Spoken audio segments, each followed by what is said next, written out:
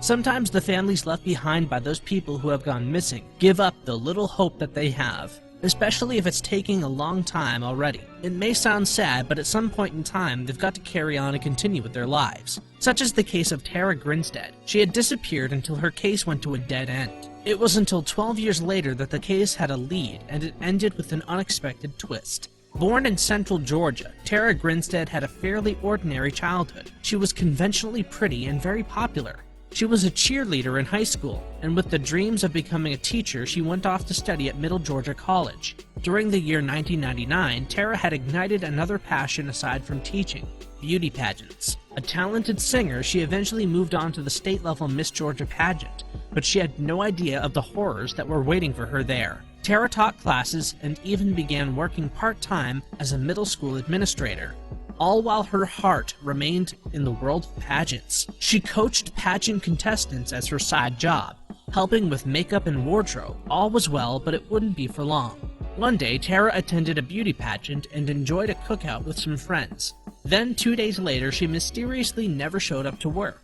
She'd been in such good spirits, her friends had noted. Was there something wrong? Worried, her co-workers turned to the authorities. Authorities searched Tara's property for clues about her whereabouts. The front door was locked and her cell phone was inside. Her car was in the driveway, unlocked. Her dog and cat were home. Strangely, the only things missing were her keys and her purse. There were a few odd details, however. A latex glove, the type worn by police officers and medical workers, was found in her yard. An investigator said that the cops suspected foul play from the beginning, but found little physical evidence. Technically, she remained classified as a missing person. Volunteers helped search on foot, while Tara Command Center was set up with a telephone tip line and a website. The website was www.findtara.com.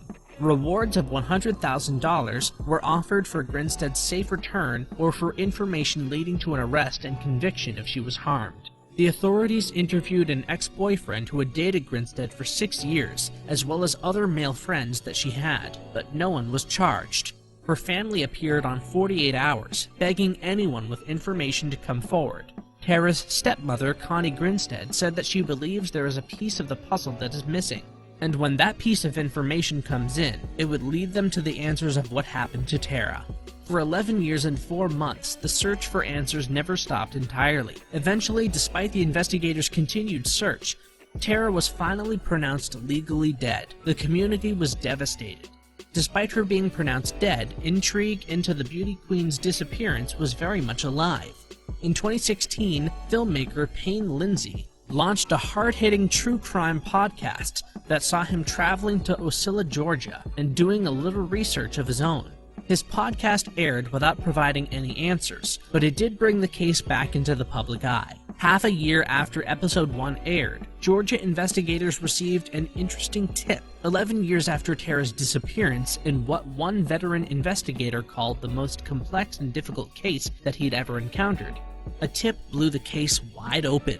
A local woman, Brooke Sheridan, told investigators that a man named Ryan Duke had told her boyfriend, Bo Dukes, that he had ended Tara's life. Worse, Ryan had convinced Bo to help him destroy the body.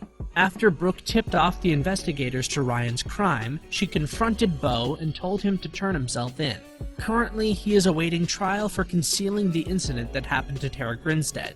He'll serve as the lead witness in Ryan Duke's trial. Unfortunately, Tara's real mother passed away before she could know the truth of her daughter's disappearance. Still, the city has found a certain peace in the revelation. When facing dire circumstances, the tiny town of Ocilla put together an inspiring effort to find a lost soul who was dear to the city.